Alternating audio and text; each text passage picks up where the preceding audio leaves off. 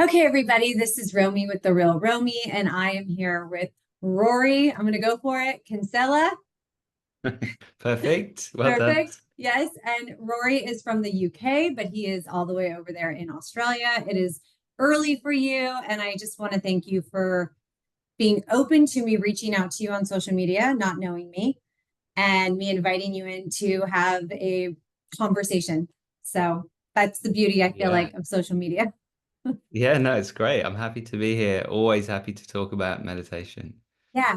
So I'll tell you a little bit what I'm intrigued by and why I reached out to you. Going over your page, and maybe I'm just completely going to sound dumb. No question is a dumb question. I started meditating this last year. I'm big into Joe Dispenza. Okay. He changed my life. It just changed my life. I do identity coaching and I do suggest a lot of Joe's meditations and his books to my clients. And it helps so many people, right? It's a whole new mind thought. But the practice of meditation in the morning, meditation in the evening has saved my life. I'm a year sober. I've struggled with Yep. sobriety since I was 13. I'm 42 years old. It's been a long journey of my relationship with alcohol and sobriety. My sobriety journey right now is not from craziness of alcohol, but more of a mind space that I want to be in, that alcohol didn't allow me to be in. So I'm following your page, and you're working with sobriety as a sober coach, okay? And you're doing meditation, you're teaching meditation, but I don't know what Vedic meditation is. Yeah. Well, great. So Okay. we pronounce it Vedic Okay, for a Vedic. start. Okay. But yeah, well, thanks for the little intro. What I love about meditation and what is also makes it well, you can talk about it forever is because the word meditation is like the word exercise, right? Yes. And exercise can include your 10-mile run that you were just telling me about Yes. before we hit record. It can also include ballet and karate and, all sorts of completely different things, synchronized Yeah. swimming. Yeah. And meditations, while it's not as broad, it has got lots of different things in it. So you were just talking about Joe Dispenza, who would have certain types of meditations. Mhm. There's like the Calm app where it's I like use that. Matthew Love. Matthew McConaughey telling you a bedtime story, Yeah. or Snoop Dogg. Um, then you've got like Headspace where it's like breath meditations, Mhm. mindfulness. So that's a big Buddhist tradition. Mhm. Where Vedic comes in is Vedic's more from a Hindu tradition, Okay. and we what we do in Vedic is we use a mantra. So a mantra is in our style of meditation, a mantra is a word that you say silently in your mind to Mhm. yourself. And interestingly, it's a word that doesn't have a meaning, or it doesn't have a meaning that we're dwelling on. Because you might think of a mantra like an affirmation, like Yeah, I am strong, I am yeah, powerful. that's what comes Um, to my mind is I want to put a word or an energy into me, but you're saying you're not choosing one that is yes. that? Well, this is why it's really interesting because we spend so much of our time putting content, putting energies, putting direction into our systems. And that can be for a good reason. Affirmations are great. I can do this. Yes. I'm sure on your long run, I've done a couple of marathons and I was like, you can do this. Like, Yes, and that yes. make That you last can mile, you're like, you've got this. You're so strong. You're strong. Yeah, and it makes a real difference. Like I can feel the endorphins kicking in where I'm like, you can do it. And then if I have Yes. a thought that says you can't do it, I'm like, I feel my legs getting injured just like that, Yes. spontaneously injured. Yes. So, so affirmations are good. Mantra in the way that we use it is it has the kind of sound qualities, it has vowels and consonants that normal words do, but it deliberately doesn't have content so that we are then able to relax. We think of it as a vehicle for relaxing, to take you from the I'm always determined, I need to get more followers, I need to run another mile, Uh-huh. to a place of stillness, because that switched on version of I'm gonna get to the finishing line is good, but it's not probably relaxing, right? It's got determination, it's got forward motion, whereas meditation this style at least is about allowing you to switch off so that you can rest. So it's in the sphere of rest along Mhm. with sleep, rather than I'm gonna, do another bicep curl and get a big muscle. Mhm. It's Mhm. instead I'm gonna rest because my body is full of what we would call stresses, an umbrella term of stress, which includes emotional stress from that argument you had with your partner, psychological stress because you've got an election coming up and there's all sorts of stuff No one's going stressed on. about that. No big deal. um, so rather than thinking about all those surface things, we have this vehicle. So mantra in the way that we use it means mind vehicle. So it's a vehicle to take you from I'm thinking about my goals and things that I need to do, my to-do list, to a place where I'm not thinking anything and I'm able to bathe in this inner stillness. And Okay, then I have a what that does. question on that. So when you're, just so I'm clear and anyone else is clear, when I meditate, I am meditating like with an intention, right? A lot of times there's an intent. I choose a meditation, right? That says this is for unwinding. This is surrendering. This is my good morning. This is my good night. There's like some focus within what I'm about to like go to. And just so I'm clear, like what you're saying is you almost want to not be anywhere. Yeah. Yeah. So this is what Yeah. makes it interesting. So it's the intention is always the same and it's kind of unspoken. The intention is I'm moving towards a place of stillness where my mind is able to switch off. And that does all the things that you just listed, i.e., I want to set myself up for the day. I want to switch off from my busy day. Yeah. I want to have more positivity. But rather than us saying that me, the Rory that's sitting in the chair at 8 in the morning, knows what's best for me. Like the surface level little Rory behind his in his little driving seat in my brain. Yeah. Rather, I just say, right, I know that I need to reset myself. So I Mhm. start my process where I think my mantra, and by thinking my mantra, that then takes over all my other thoughts, which might be positive thoughts like I want to set myself up for the day or I want to be more loving or empathetic today. But rather than all of those things, I think this mantra and it calms my mind to a place where it's like my little version of me switches off and the bigger version of me, my natural intelligence kicks in and it knows everything I want to do that the surface level me that picked a compassion meditation didn't understand the full picture because it's in the front line, like it's there right in the battlefield. Whereas this Uh-huh. natural intelligence that knows how to digest my food or grow my fingernails without me doing anything about it. It's not Mhm. like I have my breakfast and then go release the enzymes. Yeah. Yeah. Right? It's just doing it. It just naturally is doing the things. Yeah. Yeah, so by using a mantra to it's putting my conscious brain, my conscious mind in neutral, and then I can get all these healing Mm. properties of being still. So I'm moving towards de-excitation. So, you know, and it helps to do that if I'm not holding any intentions, like I want to be peaceful or I want to, I want to feel love or I want to send love to my enemies. It's a different style. When you say neutral, I can visualize it because I feel like it's most like, yes, most intentions, I feel like I'm in drive. I'm in drive for a goal, right? Like you said, when you say neutral, I can imagine like what that is. I want to ask you this because a lot of my clients, they struggle with meditation. It's really difficult. And I think it's like exercising to slow down their mind, even to be in an intentional meditation. Their brains, right? Just they're all over the place and they're just not able to tap in. You're even asking to go further now with Well, really, not right. Like I want to practice, I want to try this. yeah. So right. So what this then brings up with many styles of meditation is that that something should be happening, i.e., my mind should be empty, or I should be clear of thoughts, or I Okay. should be with my intention.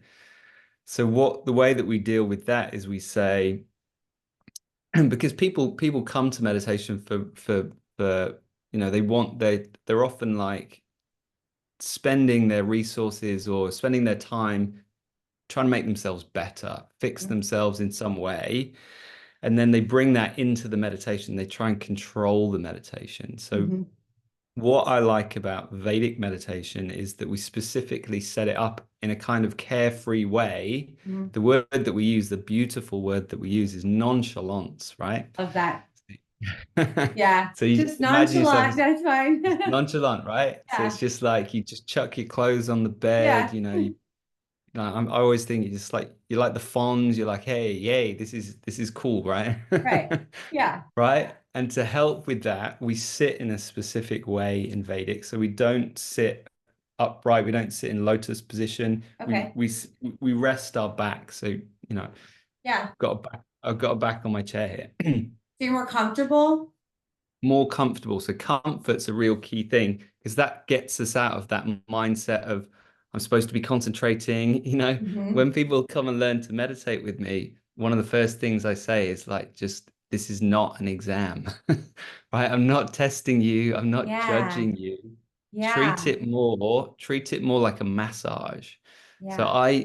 I used to be, so I'm in my 40s now too. Mhm. In my 20s, when I used to go occasionally for a massage, I would be all tensed up and I'd be like, Yes. oh, Yes. like I'm trying to control the experience, even though Yes. someone else is moving their thumbs into my into my shoulders. I'm tensed. I'm trying to control it. I want to say what you just said, just as a thing. I think we're always trying to control every situation. And that's the hardest part, is to like not be trying to control an experience, right?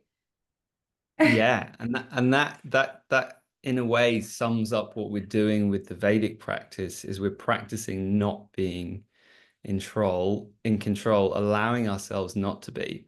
So Yeah. what we do is we sit there comfortably with our back supported, and then we think this specific sound. So when I teach it online, I usually give a universal mantra. And when Mhm. we teach it in person, there's more of a ceremony and you get an individualized mantra.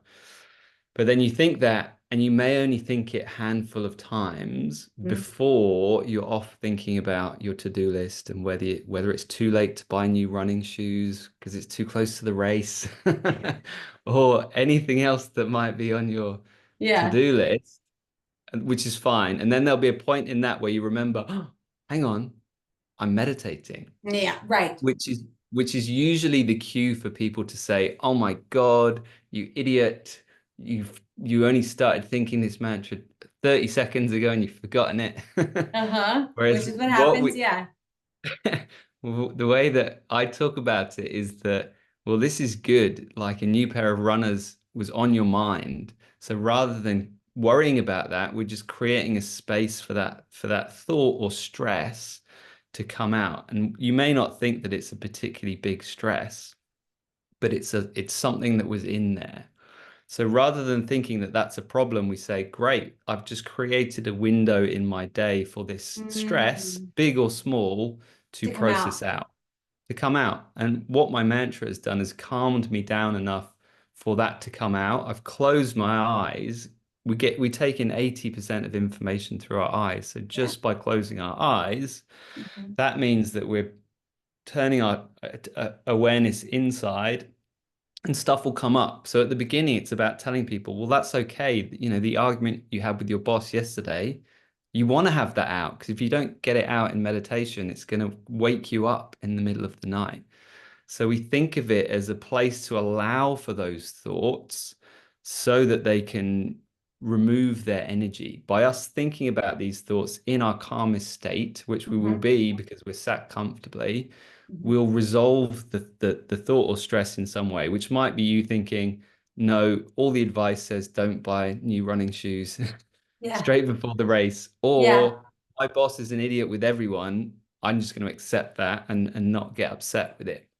You may resolve it, but you don't want to deliberately be resolving it, but you may just resolve it. Then you start thinking your mantra again, and that's a cycle that we do. Mm. I feel like what you're saying, like, I mean, it's got to be incredibly healing, right, for people as well that are unable to tap in or process certain things that they may be going through that they avoid, right? I imagine there's some triggering moments in something like this. I did EMDR, and when he would close my eyes and like put me quiet like that, I would end up like crying, like for things I didn't even know about, just in silence without even knowing where we were going, just that state of silence and laying on a couch and closing my eyes. And then I'm like crying because things are coming up. So I imagine this type of Yeah, meditation can bring up a lot. it can do, but I'll stress that when we do it in a day to day, so normally we do it in the morning and the evening, twice a day. Bec because so it's designed for what we call householders. So Mm-hmm. in the meditation tradition, you have like monastic tradition, so monks meditating. So the guy who set up Headspace Mm-hmm. was a monk for 10 years before he did that, right? So Yes. Jay Shetty was a monk, for Yes. example. Yes. Um, Awesome. Whereas this tradition is what we call for householders. So householders are people with relationships, businesses, jobs, etc., Okay.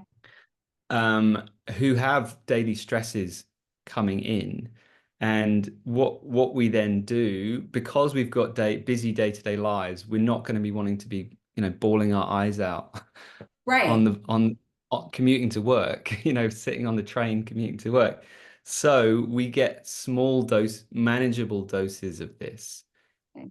And you may cry sometimes, but not at inappropriate times because you're in control of this. So Okay. remember before we talked about your natural intelligence, right? So the intelligence in me that knows to digest my food and grow my fingernails, it knows if it's appropriate for me to let out a big stress, which it might do if I was on a weekend retreat and I didn't have Mm-hmm. any demands, then it could say, right, you can now release this, trauma that you've been holding onto for decades. Whereas before, if I meditated just before this meeting, which I did, Mm-hmm. I didn't get some big meltdown. I'd forgotten we were doing it, so I didn't even think about it. Yeah. But Yeah. you, but you, Yeah. but usually I may be thinking, I'll be preparing a presentation in my head, not deliberately, but because that's the main thing on my mind. Right. So what one analogy I give is for people who have dogs, if your dog is feeling antsy and it's got too much energy, you take it to the park, right? You let it off the lead and it runs around and it tires itself out. Similarly, with thoughts in meditation, we're creating a space. It's like we're creating a park in our head so that the thoughts can run around and tire themselves out. So when we set it up like this, we put it in a different context so that thoughts in meditation are good, right? Mm-hmm. So instead of you sitting there being a failure, feeling like a failure, going, oh my God, I'm thinking about my to-do list. I'm thinking about should I get those running shoes with the metal plate so I can Yeah. spring along and get 5% off my time? No, is it cheating? Like, like Yeah. all of that is welcome because that was on your mind anyway. So as long as we like most of my job, I would say, is redefining people's idea of what success looks like Mm-hmm. in meditation. And for me, it looks like, were you able to sit down and not make a big deal of it, i.e., be nonchalant and allow the process to happen? And then we judge success in meditation by how you're performing outside of it. So when people come to learn to meditate with me, I ask them, out of 10, how do you sleep? How do you manage stress? How are your relationships? What's your work performance? What's your energy like? What's your general health like? And then we'll track those things over a 3-month period. And then, like, regardless of what is happening in their meditation, like they may still feel that it's just so busy in there. I'm like, well, that's fine. How are you sleeping? And they're like, I'm sleeping 5 times better. Yeah. I'm like, Yes. how's your drinking? And they're like, I feel just much calmer. I'm still drinking sometimes, but I've cut out the crappy midweek stress That's, drinking. And I'm yeah. like, well, that's Yeah. great. Yeah. Right? Yeah. Yeah. I'm curious. So with the drinking, and you bring that up, and I want to make sure to touch on that as well, because I had mentioned with like the sobriety in this, you as a coach and me getting into my coaching, my coaching journey, you have yourself coaching people through this type of meditation, right? Watching, like you said, over the months, how it kind of plays into their life, right? Where you see the benefits of it in their life. With sobriety, are you also then coaching them with like a sobriety clear mind with the meditation? Like, how do those tie together How is that your Yeah. brand together? Yeah. So um, bringing meditation into the sober space was part of my story. So I used to be a big drinker, like a binge drinker, party monster. I was a DJ, worked in music, that kind of thing. Yeah.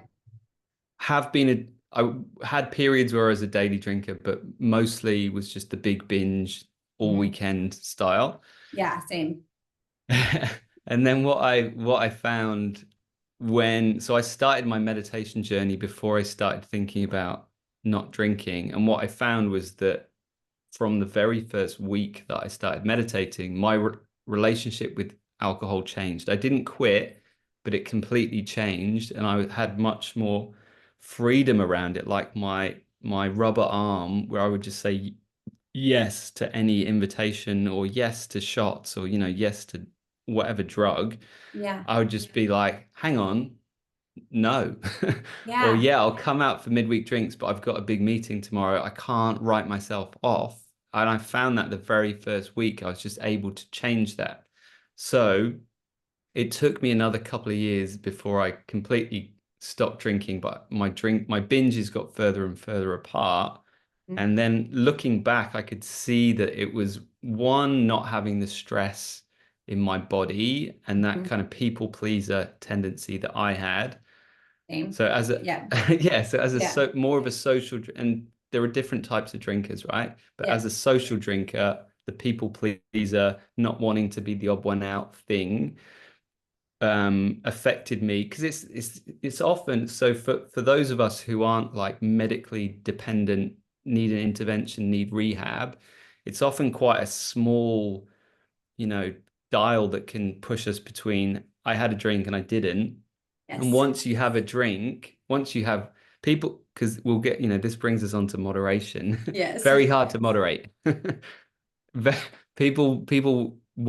People say it as their goal, like I want to moderate. And I advise people who are trying to moderate, I say, look, you basically need to stick to the drink driving limit if you're going to moderate, because after that it's not you anymore. It's Mm. the drunken version of you. So even it's very dangerous to have, and then I'm like, if you're going to have one, why bother having one? Just Right. don't. Yeah. Right. I mean, I love you But saying that. I do relate to you. So, like I was very much a social anxiety drinker and binge drinker. And I hosted clubs and parties in my 20s and 30s when I was in Los Angeles. So I was that party girl, right? That was my job, to show up and put on a show for people. And I was so uncomfortable in my own skin that alcohol became this like tool for me that got out of control, right? And you say this, and I want people to hear this and understand this as well. Like on my own meditation journey, when I started doing breath work classes and learning to meditate over the last year, I got sober because I don't know. It's like you're saying it, you're speaking to me. Is it like I just started to like prioritize things differently and make space for myself in a way I never had learned in my entire life that breath work and meditation taught me. And slowly I stopped saying no to things and started making more time for me. And I love that you're sharing like that part because so many people probably could experience that as well. well, yeah, because what I heard from what you were saying about what one of the reasons you were drinking when you were in that party scene was just to cope with social anxiety, i.e., alcohol was a tool, like it's a wellness tool.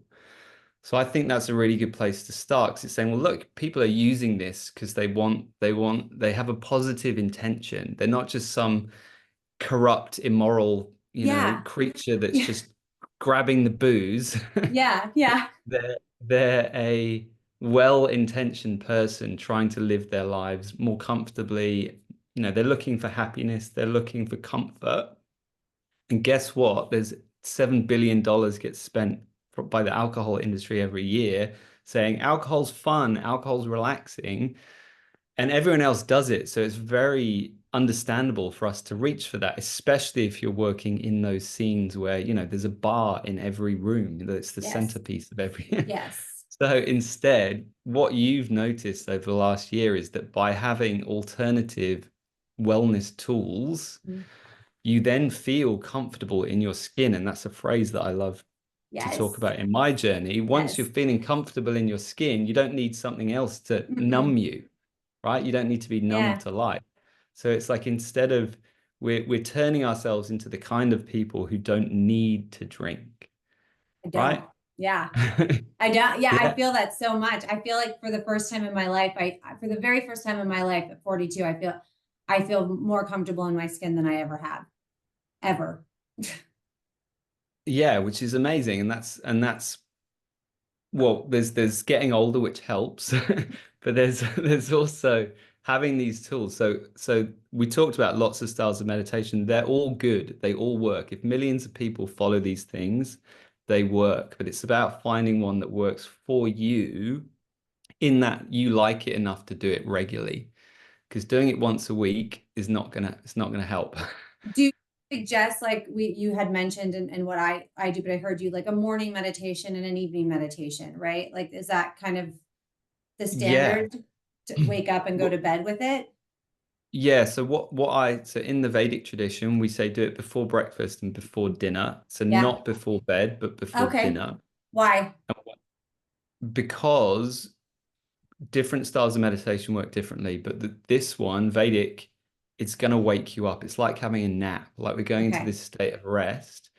So, like you wouldn't have a nap at 9 p.m. if you wanted to sleep at 10, Right. we do it. And the other great thing about that is it gives you a second wind. So if I do it, say 5 p.m., gives me a second wind, gives me energy for the evening. I'm often teaching in the evening. Mhm. For drinkers, do it in that witching hour where you might be thinking about having a drink. So if people are starting it once a day, because I get them to come in by saying it's only once a day, it's Yeah. fine. Yeah.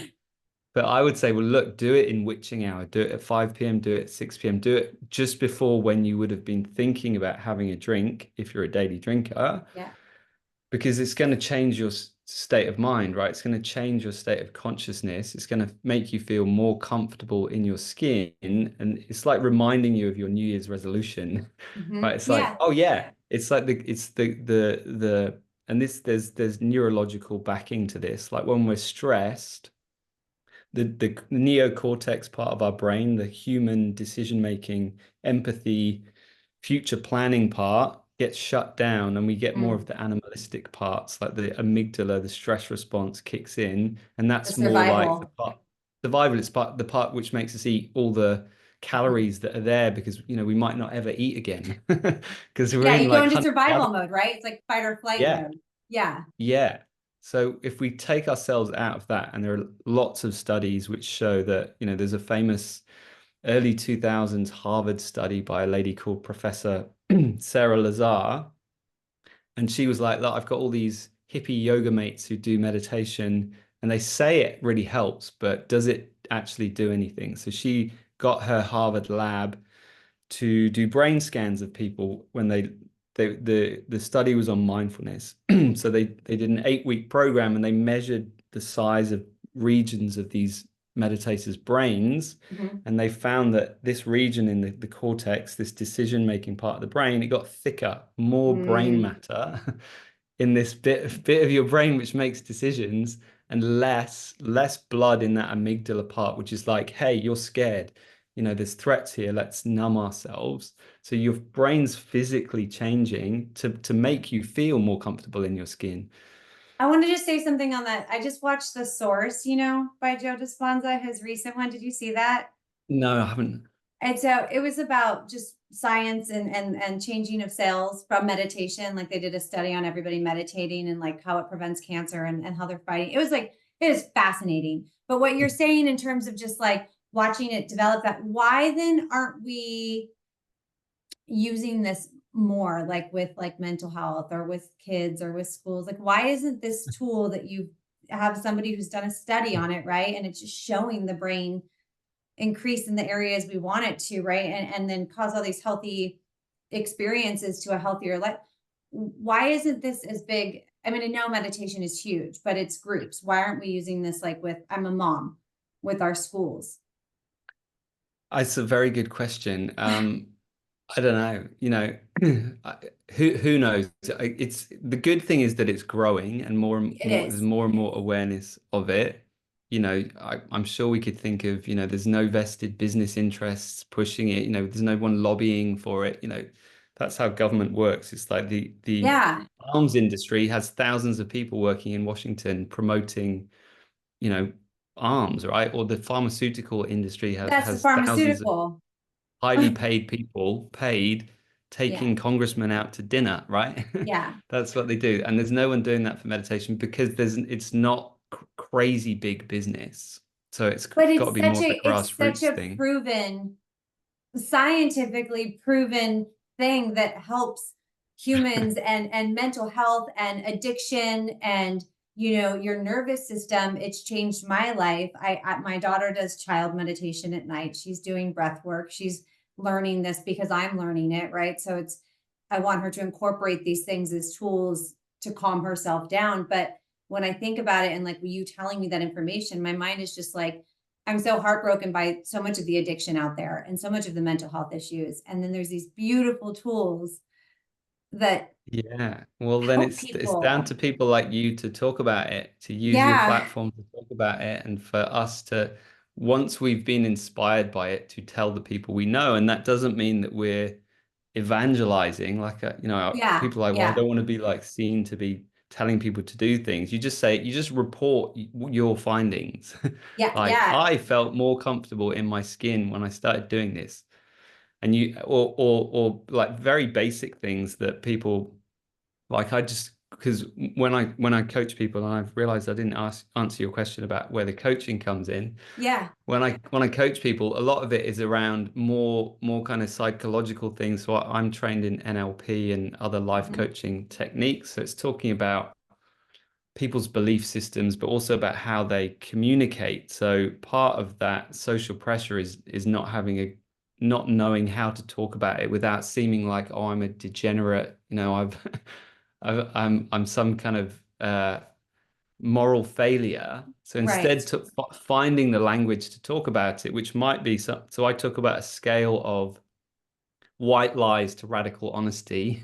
And Okay. you can pick anything in that depending on the context, the situation, which might be, it's just a work colleague. I'm just going to say, look, I'm not drinking because I'm driving or I'm on antibiotics. Hmm. Or you might have a middle ground where you say, well, look, it really affects my sleep, and sleep's really important to me. And you won't Yeah. get anyone who's like, oh no, I can take it or leave it, sleep. Yeah. People Yeah. get how important sleep is and that alcohol affects it. Or that further down the honesty spectrum, you can be like, look, I find it hard to stop. I have one and then I find it hard to stop. Therefore, I really limit it. Or, with your bestest friends, you might be a bit more raw and tell your whole story.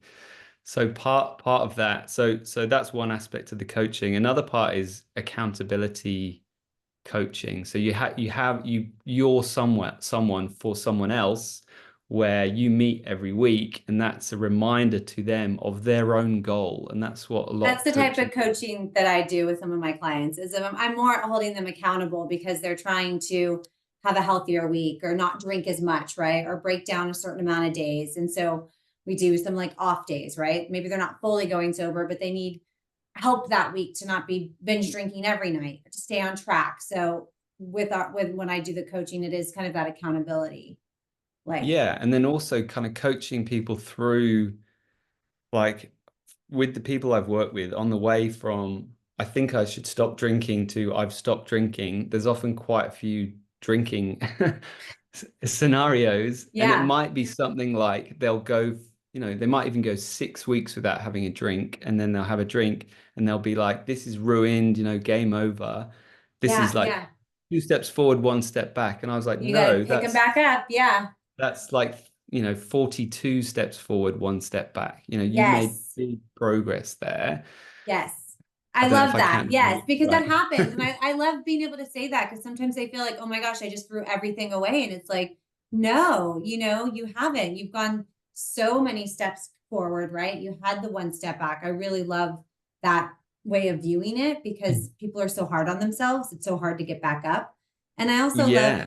the reasons that you say it. And people, I think the more we have conversations like this and we bring it to people's attention, like I have I'm going on a date later. Okay. I'm going on a date.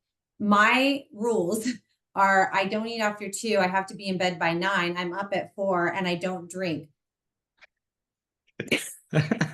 I don't know that Hello. they're a party, but like they're non-negotiable for me. It's just Yeah. and I work with clients, right, where it's just if you can say it or find your reasons, right? Like people can't really hold that against you.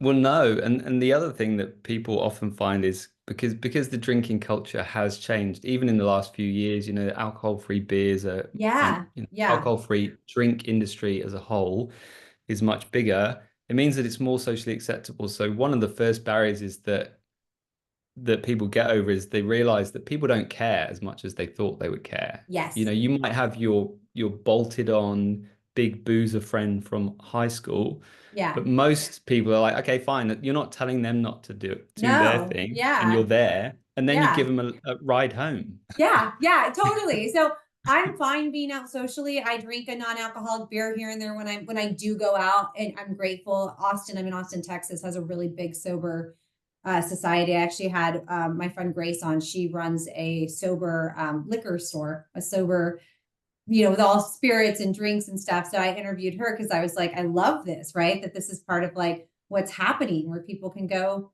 buy things for going out, right? And champagnes and stuff. They're all, non-alcoholic. But yeah, I think people having these conversations, like you said, and people getting more comfortable just saying what their reasons are, whether it be as extreme as me, right? Where I'm just throwing it all out there, why I'm not going to do it, right? Or someone just saying something small like sleep. We all know sleep is huge. I need to get to Yeah. bed. I have a big day. I'm just not drinking for that reason, right? And it's slowly starting to Yeah. incorporate into a new behavior. Yeah, and just being brave enough to Yes, try it, because then you yes. find, and this is the benefit of doing like a month off alcohol, like we do July here, January in the Northern January here, Hemisphere. yeah. And it just means that you then go through those scenarios that you may have mostly not drank, or this is me anyway, but then all social occasions I would drink, and like all weddings I would drink and everything like that. And because I did dry January in 2018, it's summer here. Mm-hmm. And it was like there was boat parties, I had a wedding, I had a ski trip to Japan, and I went through all of those not drinking. And then I was like, Yeah, oh, this is fine. yeah, And I didn't yeah. feel hungover. And, because that's the other thing, social anxiety making you drink. But I used to get so like the hangxiety, Same.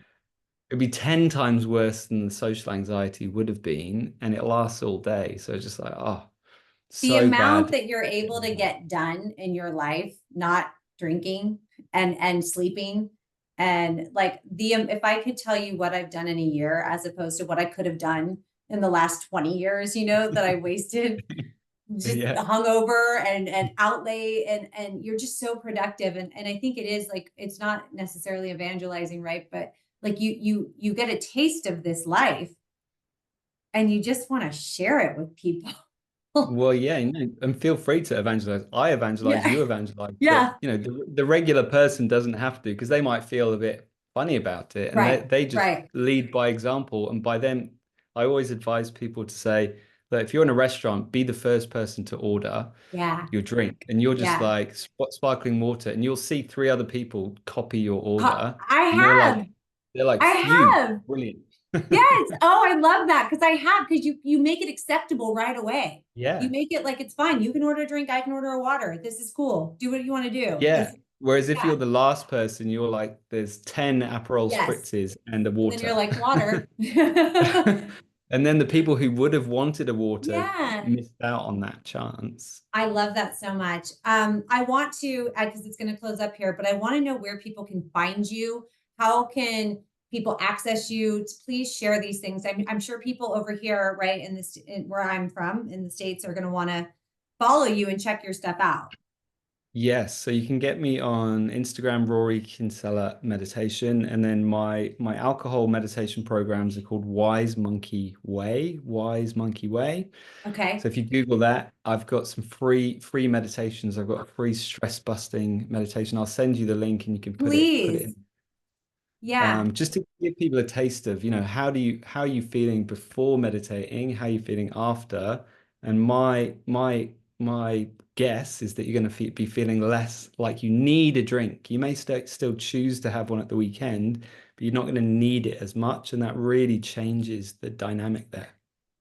I would love to share it. I have a client in particular that I'm thinking of, and I know that she would love to just see what this is about, you know? So I love having these types of resources and people out there. And this is again what social media, like there's so much negativity around social media, and there's so much that I don't love, even being a mother, but there's so much good, right? Because you can find people like you that are doing stuff like this and find access to things where you have resources and help, right? And you're putting it out there. Yeah. And I came across you and I was like, he's a Well, sober in coach, you know? Like, yes. recently, so, in September, I ran a sober retreat in Bali with my co-host is a sober yoga teacher, Uh-huh. and we met on Instagram 4 years ago, and we did a few podcasts together, and then we were Yeah. like, we're going to do a retreat together. And so we did an Yeah. in-person thing. It was great Yes. That's through how social media. Yeah. that's how it works. I had a guy on last week, Hunter, and we met through here, and he does branding and like identity. And I left that. We became friends. I left it just so inspired by like his business aspect and the storytelling. And I was just like, oh, I just love this. Like, I don't get out much. I'm not very social. I don't have a lot of friends because my life is so, you know, but I'm happy. Like I'm not complaining.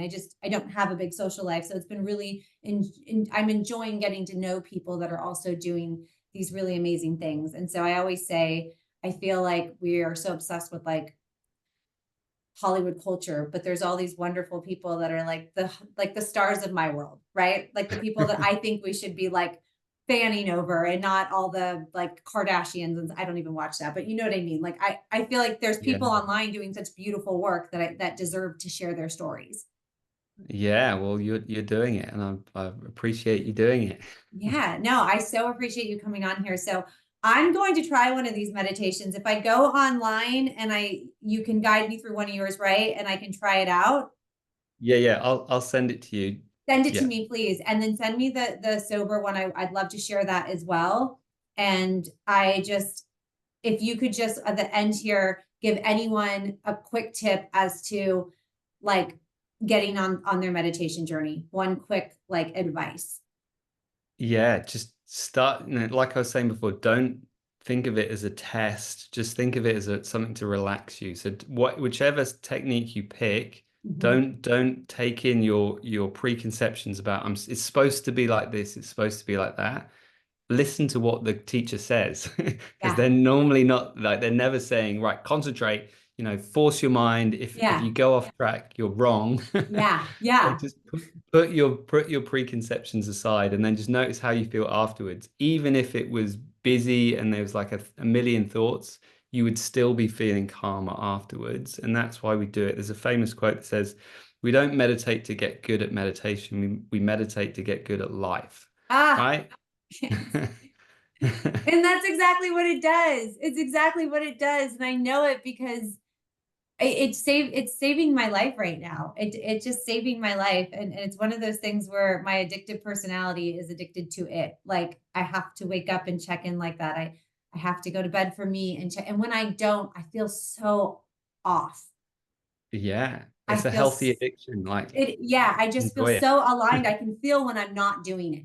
You know, my Mm, whole day, my whole body, everything about me feels back in the world, lost in chaos when I'm not checking in with myself. And so I just, yeah, if anybody could just start and not have some preconceived idea about what type of people meditate or what lifestyle, like it's not an image of your yoga person who has to meditate. It's for everybody. It's just accessible to all of yeah, us and it's and you do it. free. Do it in the privacy of your home, and then no one Yeah. needs to know you do it. You don't need to talk. You don't need to wear the t-shirt. No, you don't have to have that look, right? You don't have to fit that idea of what a yoga or meditator looks like. And that's what I love sharing that message and having people just get going, just try it out, you know? Yeah. Yeah. So Rory, thank you so much. I know it's early, you're starting your day, and I just want to thank you for being open, receiving, my request and coming on and sharing about this type of meditation. I had no idea. So Well, thank you, Romy. Really appreciate coming I on, appreciate and you did it. I'm gonna go great. ahead and sign off here. Hang on. Let me stop.